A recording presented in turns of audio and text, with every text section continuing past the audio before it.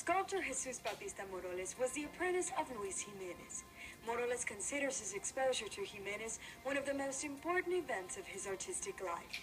Yet Moroles' work is distinct from that of his mentor, dramatically so.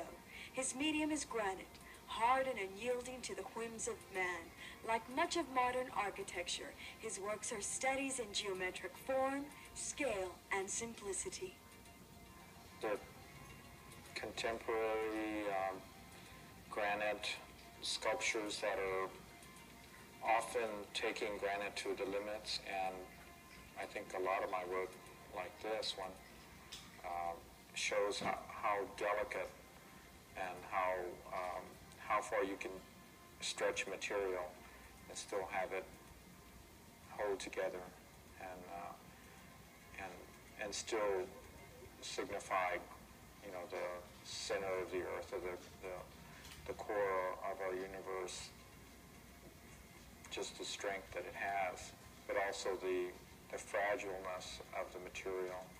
Like Jimenez, Moroles' work is rooted in his childhood.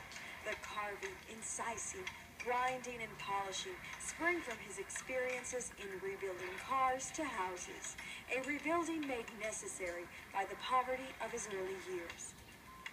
We had to fix everything because we couldn't afford to buy anything new. So I think that's from that hands-on experience of working on things that I like doing things more than just laying paint on something. I wanted to do something more. Eventually, Moroles' love of physical labor launched him from building a Gulf Coast seawall to eventually sculpting a magnificent 40-ton granite sculpture for E.F. Hutton's New York Plaza, just a short stroll from the prestigious Museum of Modern Art. Quite an accomplishment for this young artist, who began his professional career as a sculptor in 1980. He's since produced a series of works for which he is now acclaimed. I can't run the mile in a minute flat. But I know that in sculpture, I can do things that other people would not attempt to do. They wouldn't want the job. They couldn't do the job.